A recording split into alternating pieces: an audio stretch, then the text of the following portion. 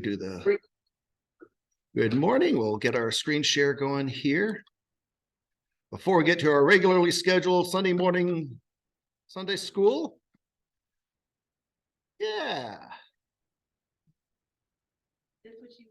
This is what I worked on yesterday.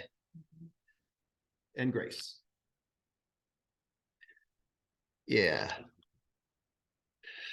So Brother Maney is teaching me to fish and helping me learn some little bit of skills here. So trying to work on our logo for our web presence, get our name out there in the community. So what do you think so far?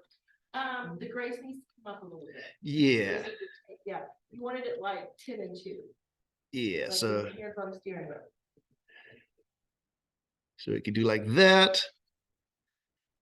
And then words on oops. Yeah. Just Grace, but leave commitment alone. Commitment looked okay. Yeah. Yeah. Can you do Yeah, it's one flow. So this is something we can, we can take time to play with it. Yeah. So just wanted to get you a sense of what we were looking at.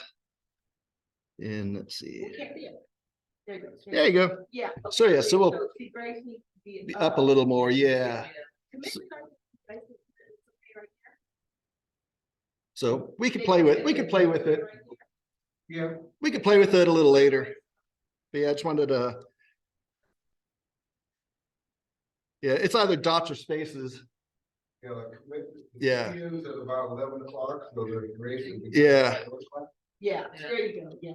Yeah. So we can fix that? Yeah, what we do is we just get rid of the dots that are in front of commitment and add them here. So let's see. So if we want to delete them here to bring Grace up. Okay, then we do this. Yeah. Okay. Yeah, so then yeah. So again, we could play with this a little later. Just wanted to give you a quick sense of there we go. Yeah, there's a yeah. Yeah, no, not the other way. No, the other way. Next up here, we'll have an eye chart. Okay, y'all tell me what you see. Yes, that's true.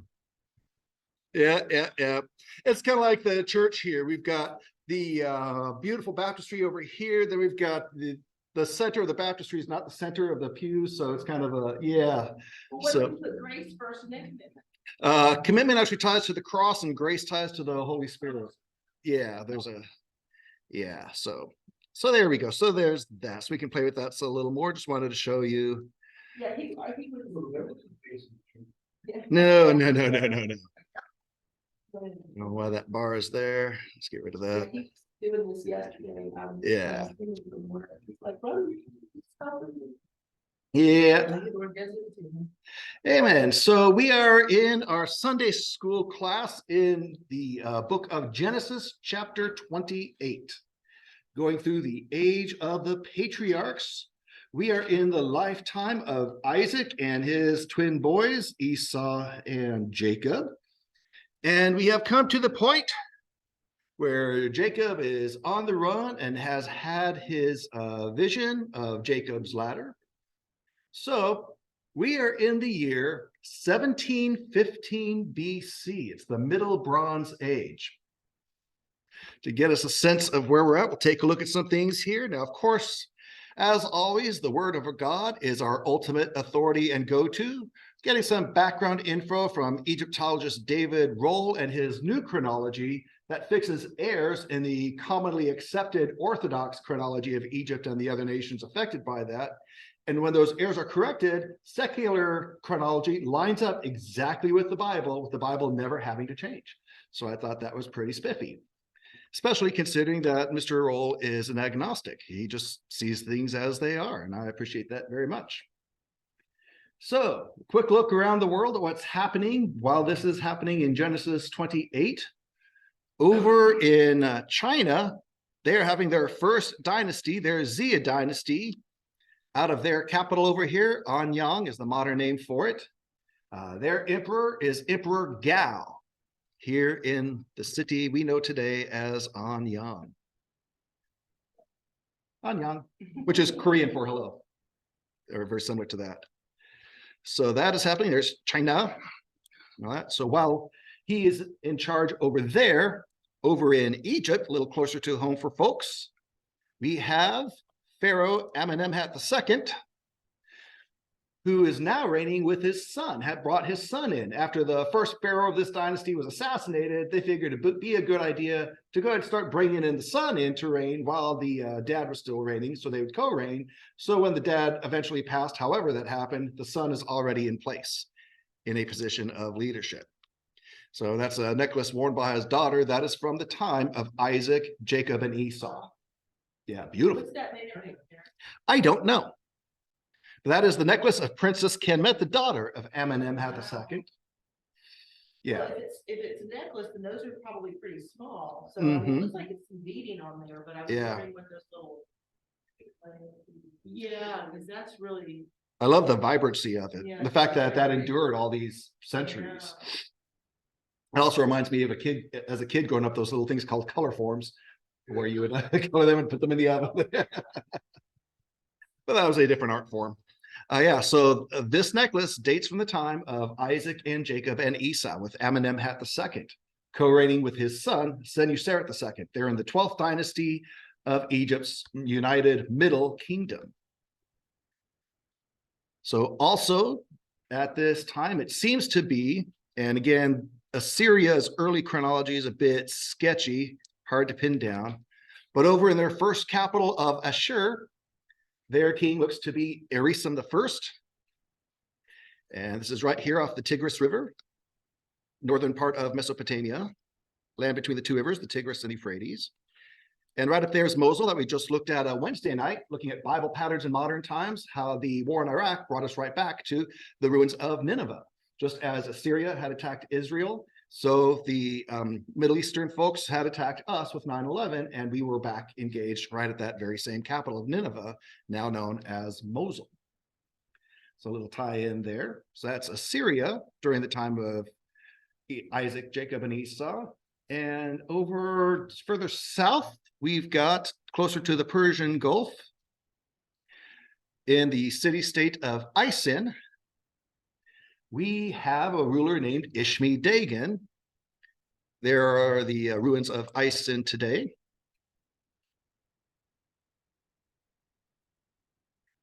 There's the Persian Gulf here.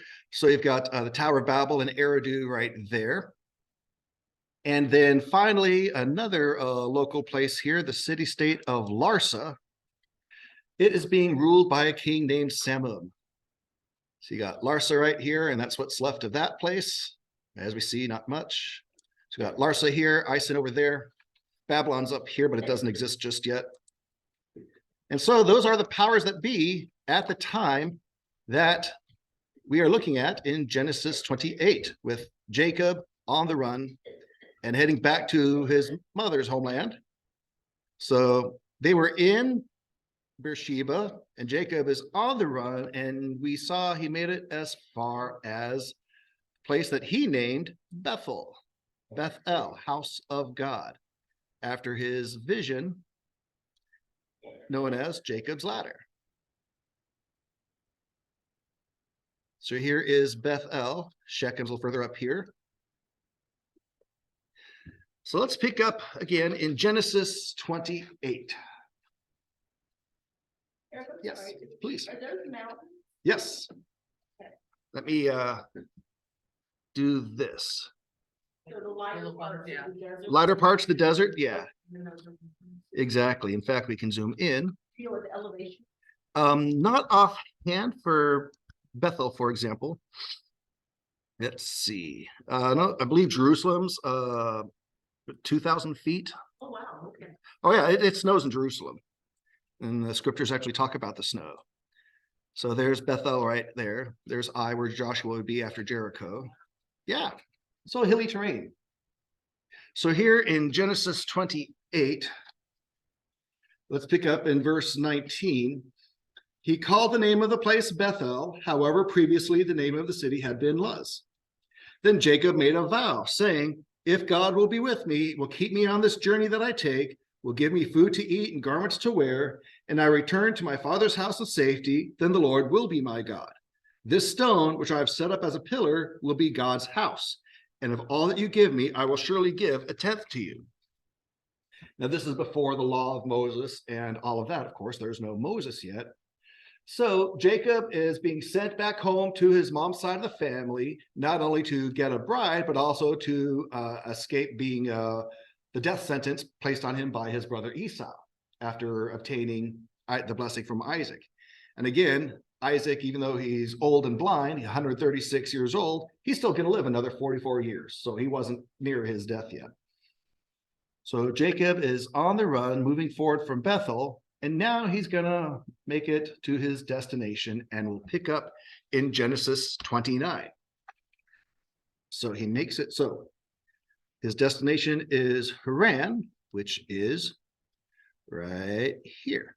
So he goes from Bethel up to Haran.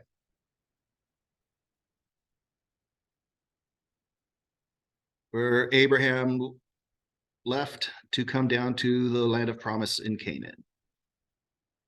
So Haran, just for a little perspective, is as we see at the top there in the north.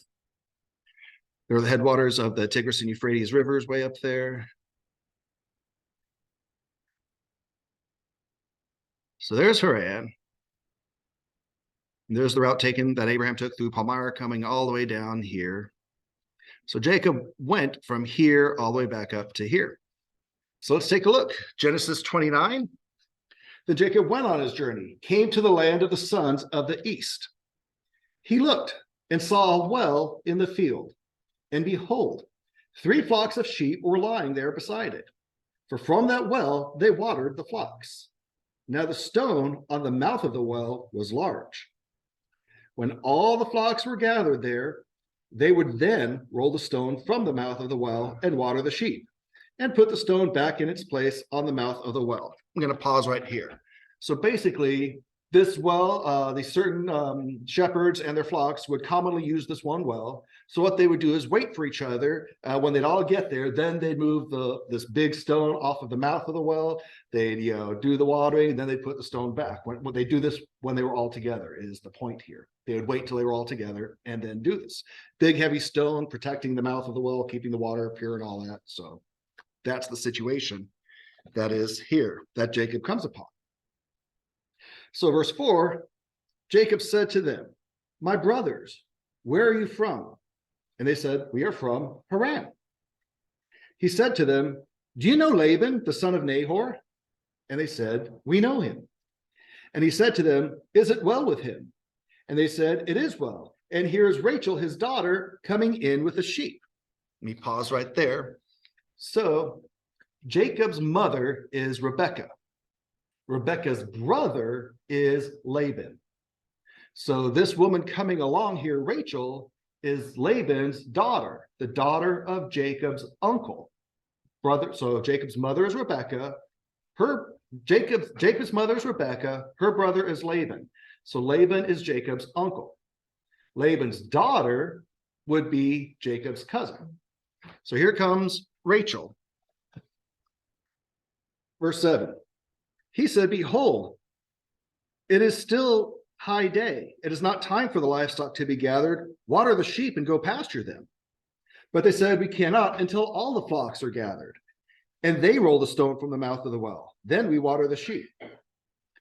While he was still speaking with them, Rachel came with her father's sheep, for she was a shepherdess.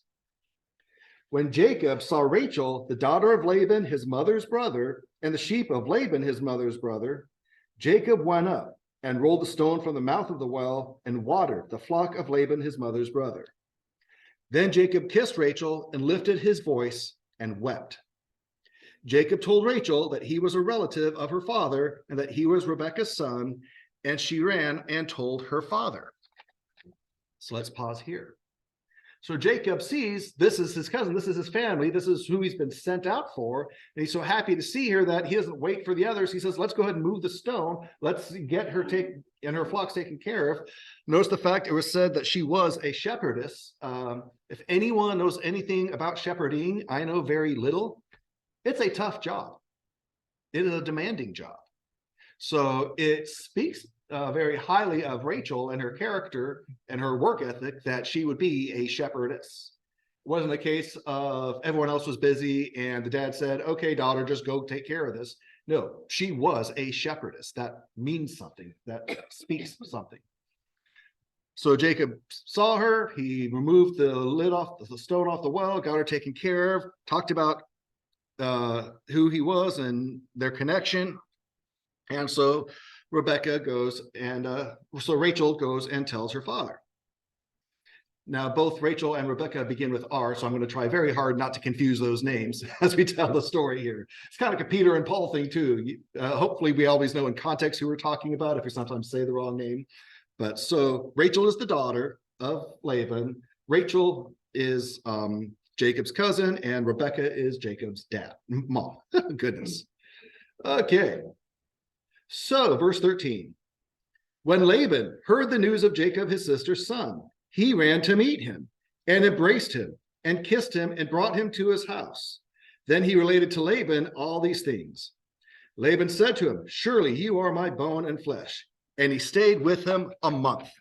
Amen. So Rebecca tells her dad, Laban, about her cousin Jacob, who is Laban's nephew. They meet and they're all excited, and Jacob stays with his uncle and cousin for a month here. So obviously this means they didn't grow up together. No. They were out doing, each family was out doing its own thing somewhat. Esau and Jacob were born in the promised land. Okay. Hundreds of miles away. They were born down here. And so Rebecca grew up here. Yeah. So verse 15, after the month had passed, so verse 15, then Laban said to Jacob, because you are my relative, should you therefore serve me for nothing? Tell me, what shall your wages be? Now Laban had 2 daughters. The name of the older was Leah, and the name of the younger was Rachel. And Leah's eyes were weak, but Rachel was beautiful of form and face. Now Jacob loved Rachel, so he said, I will serve you 7 years for your younger daughter Rachel. Laban said, it is better that I give her to you than to give her to another man. Stay with me. So Jacob served 7 years for Rachel, and they seemed to him but a few days because of his love for her. And everyone said, "Aw." That's a verse that gets quoted a lot, and it's a very sweet verse. Yes, those 7 years were like nothing to him because he loved her and was looking forward to being with her. So they get married, and it's a happy ending, and everyone lives happily ever after, right? Not quite, no. So good for Laban that he says, hey, just because you're my family, I'm not going to take advantage of you. We'll see what comes later. But he says, what can your wages be as you're being part of the family and helping around the house and managing the farm and all this stuff? And so Jacob says, I'll work for you for 7 years for your daughter Rachel. And Laban says, I'd rather see her go to you than someone else. So yeah, so Jacob works his 7 years. So far, so good. Everyone up to speed and comfortable with what's happening so far and where we're at? Because as the story goes, we're going to find that not only does Jacob get a wife, he gets a couple wives, and more than 2, in fact. And not only that, not only does he have a child, he has several children, including a daughter. So it's about to get interesting. So before we pick that up, during the course of these 7 years, a few things happen. So not only, remember, is Jacob here looking to get married and have his family, but his brother Esau had already had a few wives that weren't exactly pleasing to his parents, Isaac and Rebekah. And so we see, join me in Genesis 36, we see that just as Jacob is about to start his family, Genesis 36, yeah, we'll come back to 29 if you want to keep a place there. Genesis 36, we see what's happening with Esau. And in fact, we can go to right down here.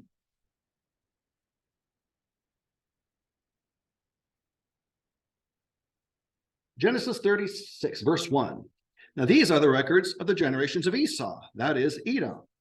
Esau took wives from the daughters of Canaan, Adah, the daughter of Elon the Hittite, Oholibamah, the daughter of Anah, and the granddaughter of Zibeon the Hivite.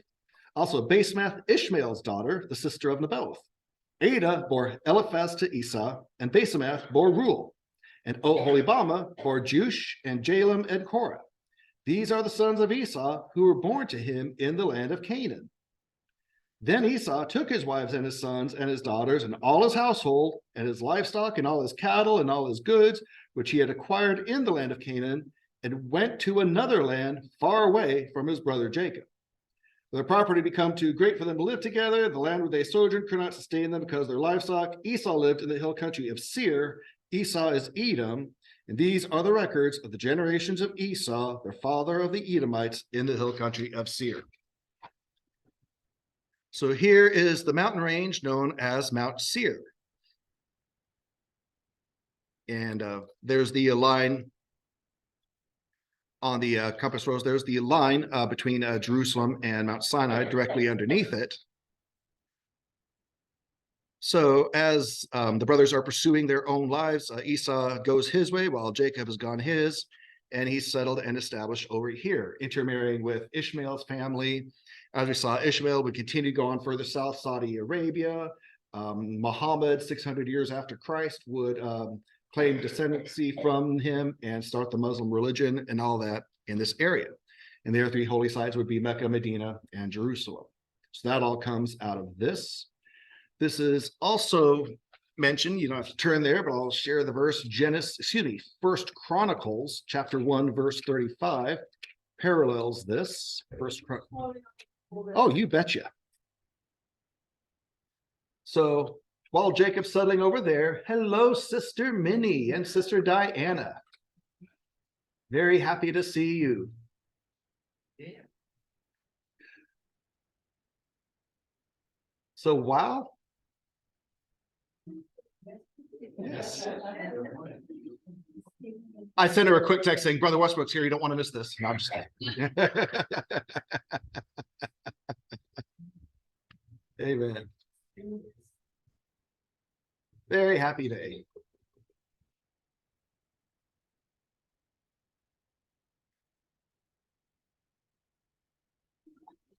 Right on.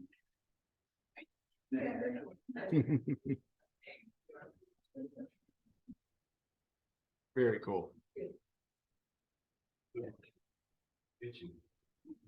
Oh, okay, so again. Right on. So welcome all. So good to have everyone. So we are in the time of the patriarchs. We are looking at while Jacob is about to become a family man over in Haran, that while Esau, who's already got multiple wives and now has several kids, he's moving his family over to Mount Seir, and he's interacting with the descendants of Ishmael and intermarrying with them. So they are settling away from, quote unquote, the Lord's people off to the sidelines here, having their own lives and their own households and their own history. And they're going to be interacting in not always good ways, in fact, mostly not, with Jacob and the tribes of Israel as they come back down. So that's kind of where we're at right now. In First Chronicles chapter 1, verse 35, the sons of Esau were Eliphaz, Reuel, Jeush, Jalem, and Korah, as we see from Genesis 36 as well. In fact, Genesis 36 also mentions a kind of weird side note. In verse 24, these are the sons of Zibeon, Ea and Anah. He is the Anah who found the hot springs in the wilderness when he was pasturing the donkeys of his father Zibeon. So apparently that was so significant, it is worth mentioning in the Bible. We still read about it today. But yeah, so this guy found hot springs while he was pasturing donkeys. So cool. It was worth recording, so it's worth reading. So that happened. Also, another line of the family, Abraham's third wife, Keturah, he had children with her, and those kids had kids, and we've gone through those generations. And we are now in Genesis 25, just one verse. Genesis 25, verse 3 mentions their great grandkids. The second part of Genesis 25, 3, the sons of Dedan were Ashurim and Letushim and Lumim. So there's great grandkids of Abraham and Keturah. And as we see Midian and others as children of Abraham, as they're sent off to the east and they spread out and develop their families, some of these would be those that interact with Job. His friends come from these lines of folks. And that's in between Genesis and Exodus, after the death of Joseph, before the birth of Moses, in that 144-year time frame. Job actually lives 140 years after those events, but we're not told his age when they happen. So that's what's happening with people of the Bible while Jacob's working off these 7 years.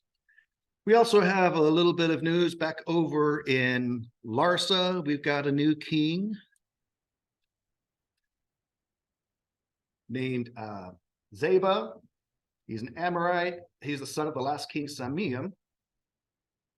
Back over in that not much left of place there. And that was 1714 BC. Big world news headline happens in 1712 when Pharaoh Amenemhat II dies. And his son that was co-reigning with him is now the new Pharaoh, Senuseret II, is now reigning by himself. So here's some stuff from Pharaoh Senuseret II, reigning during the time that Jacob and Esau are expanding their families. Some items from his time frame. We're going to come back to that. That looks pretty spiffy. Pectoral is something kind of like a necklace, but it's worn on your pecs. Oh, okay. That's the word pectoral. So, yeah. So that's pretty spiffy looking. Would they wear it on their clothes? That was actually placed on, that was from his, found in his tomb. So as a kind of a burial thing. Yeah. There are some items that are worn during oral ceremonies. There's some things that are worn day to day and some things that you're buried with. So, yeah. So that was worn on his chest. That's the crown of the princess. Notice the Uraeus snake up there that would spit venom at any enemies that would come to attack. Yeah. They were big into snake protection. We'll get to more of that. Yeah, so that's stuff from Pharaoh Senuseret II of the time frame of Isaac, Jacob, and Esau. So one of the things that this Pharaoh did during his pharaohdom is he really promoted the agriculture. Hey, good morning, welcome, come on in. Make yourself at home. So we are talking in the time frame of Genesis chapter 29.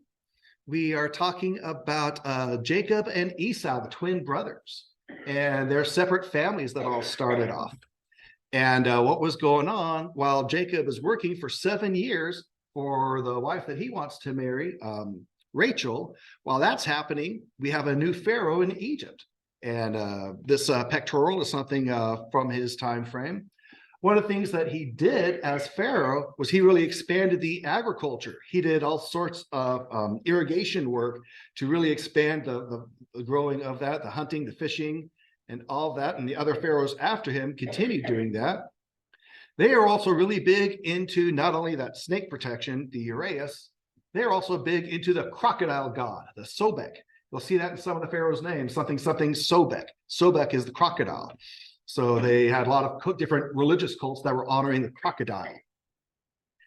His pharaohdom, Senuseret II, while he was in charge, it was a period of peace and growth and prosperity. There was no record of any military campaigns while he was pharaoh during this time of Jacob and Esau. And he also expanded the trade between Egypt and these other nations around them. So for Senuseret II, say that 7 times fast. He, in fact, was so involved in this agriculture work that he moved the city of the dead, where pharaohs were being buried, he moved it over here to where this irrigation was happening in this city. And there's his pyramid to this day. Not a whole lot to see right there to look at, but there it is, the pyramid, Senuseret II.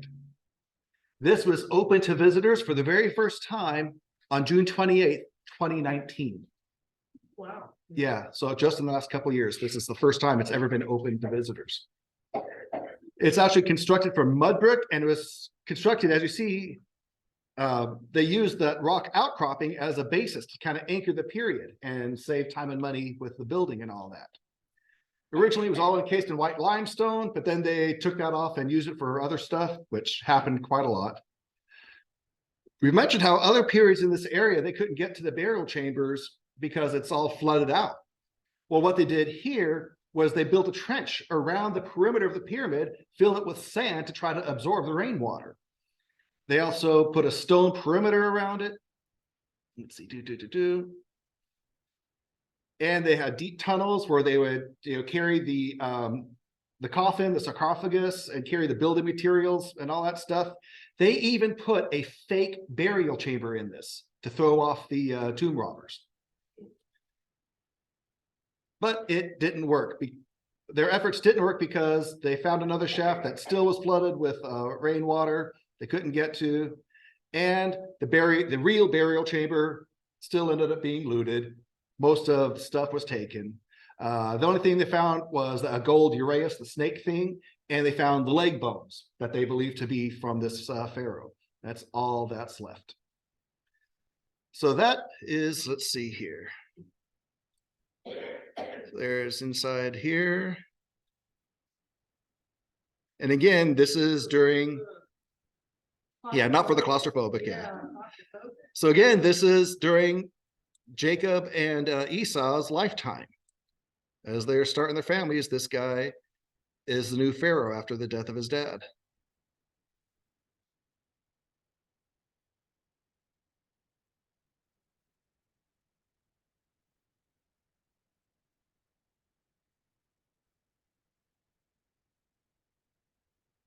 So that is what we have to see and show for Pharaoh Senuseret II. We also have one other new king over back in Isin. Hey, Brother Joe, good to see you. So this takes us to King Lipit-Ishtar, king of Isin in the year 1711 BC. Here's some stuff from his time frame, writing cuneiform. They take this little wedge type thing and and kind of turn around. And that was their writing, and that they were able to decipher and made sense to them, called the cuneiform. So that's about all we got from this guy to look at. But what are we reading here? What do we have written? It says the code of Lipit-Ishtar. So this guy who's king in Isin during the lifetimes of Jacob and Esau, this legal code is long before a famous code of Hammurabi of Babylon. This code of this king will be taught in schools for hundreds of years after his reign. So what are some of the law codes that we've been able to put together? Here's some of the translation of the codes from this guy when he was king. If a man enters the orchard of another man and was seized there for stealing, he shall pay 10 shekels of silver. If a man cut down a tree in the garden of another man, he shall pay 1/2 a mina of silver. If a man's slave has compensated his slaveship to his master, and it is confirmed that he has compensated his master twofold, the slave shall be freed. If the father is living, his daughter, whether she be a high priestess, or a hirodol, which is a temple prostitute, she shall dwell in his house like an heir. If a man married his wife, she bore him children, and those children are living, and a slave also bore children for her master, but the father granted freedom to the slave and her children. The children of the slave shall not divide the estate with the children of the former master.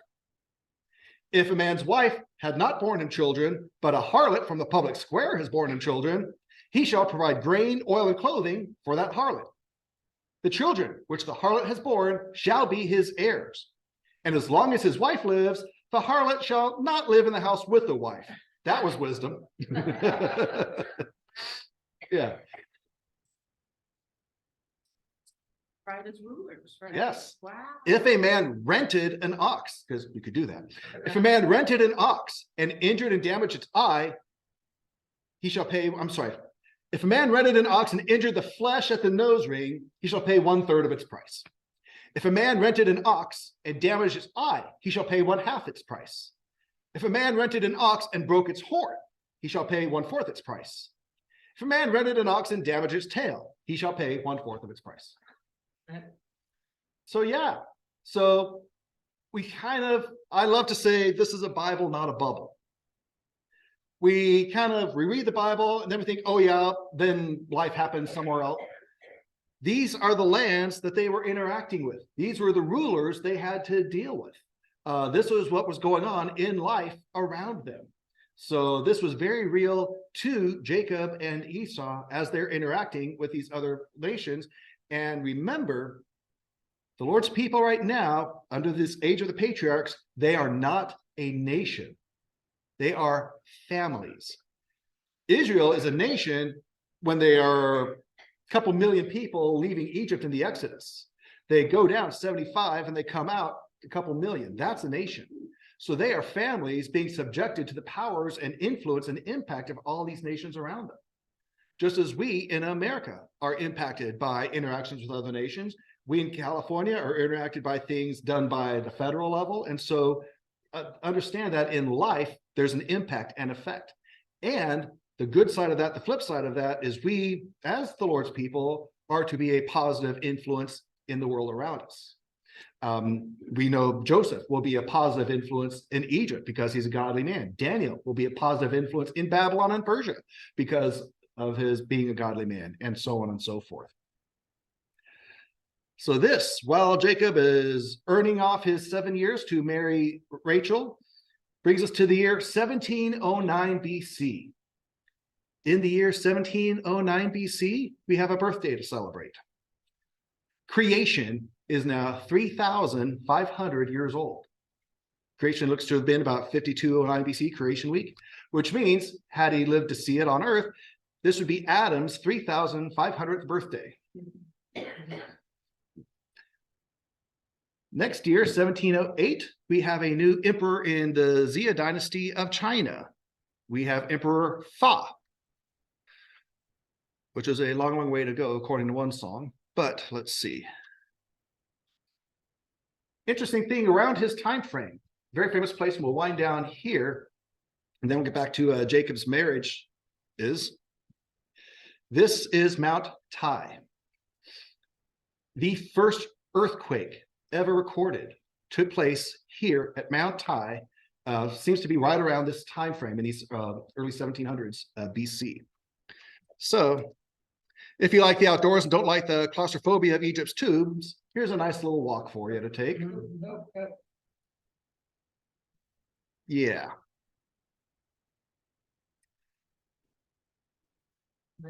What's that? So yeah, we're China. This is China. Yeah, if you see that on your map, It was done the same time. this is the same. This is all the early 1700s. Towards the end of the as the 1700s, about to turn into the 1600s BC, counting down. Yeah. So again, life is happening everywhere. I think I might rather take the stairs than that. And again, this is culture that has developed over the centuries since then. This is what we're seeing today. But the first recorded earthquake was right here at Mount Tai in these early, towards the recorded things have happened in life. Yeah, there are earthquakes with the flood and Noah's flood and all that stuff too.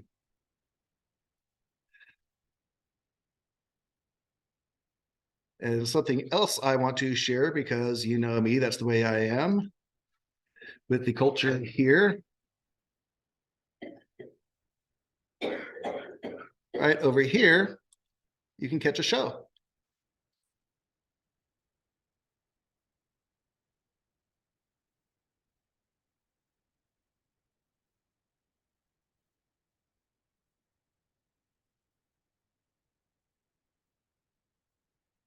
This is kind of more stuff to show about the, yeah. Cultures are incredible and amazing. It's again, God-given talent and creativity. I love the fact that there's more than one way to skin a cat, as the saying goes. Everyone needs to eat. Yes. Everyone needs to eat. Everyone needs to have shelter. Everyone needs to wear clothes. But how we do these things, what traditions we partake in and celebrate, it's fascinating to see all the different ways that society develops to do these things. And again, coming off of the Tower of Babel, China was actually one of the nations that was most faithful to the one true God. All this stuff kind of developed later with all these different things, unfortunately.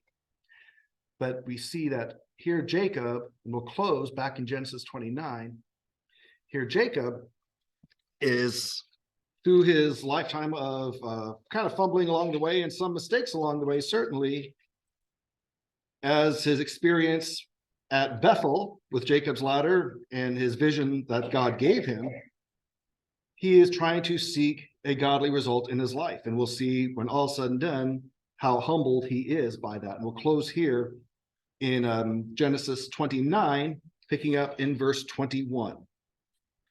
Then Jacob said to Laban, this is now 1708 BC, the 7 years are done. Jacob said to Laban, give me my wife, for my time is completed, that I may go into her. Laban gathered all the men of the place, made a feast. Now in the evening he took his daughter Leah, brought her to him, and Jacob went into her. Laban also gave his maid Zilpah to his daughter Leah as a maid. So it came about in the morning that, behold, it was Leah. And he said to Laban, what is this you have done to me? Was it not for Rachel that I served with you? Why then have you deceived me? But Laban said, it is not the practice in our place to marry off the younger before the firstborn. Good morning, Robinsons. Complete the week of this one, and we will give you the other also for the service which you shall serve with me for another 7 years.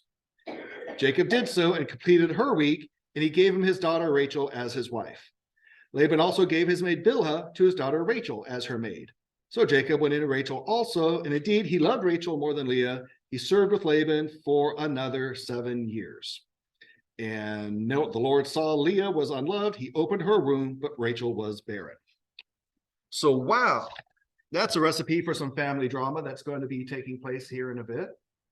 But remember, we need to always bring things back to God. Where is God in this picture? And so for Jacob, he's going to experience that people around him, even his own blood family, aren't always going to have most godly attitude and approach and response to things. So it's going to be upon him how he handles these things that are thrown his way and what he does with them, just as it is with us. Life is life, as we see, whether we're in China, whether we're in Egypt, whether we're in Haran, whether we're in the Promised Land. People are people and life is life. It can have its different variations, but ultimately it comes back to the same thing with all that's happening and all that we see and all that we experience. Where is God? Paul says in Acts 17 that God calls from one man all the nations of the earth, and that he appointed all of us where and when we would be born, I'm paraphrasing here, so that we would seek him, though he is not far from every one of us. All of our life experiences are somewhat tailor-made to where we would seek God from those. So where some people see something that happens and they say, that's it, I'm done with God. It's actually God trying to do just the opposite and say, okay, this is what's happening with people. How about you see what you can do with me, what I can do with you? I am not removed from you. I'm right here seeing all you're going through, the good and the bad, and I'm desiring to take you through this and lead you into things that can be better than what you would have without me. And we'll see that as Jacob's story continues from here. So with that, I'll pause that for now. Any other questions, thoughts, observations, or comments on Jacob and Esau and Ishmael and all these different family breakouts and all that's happening at this time in the age of the patriarchs? All hunky-dory? All righty, we will pause for here and pick this up next week.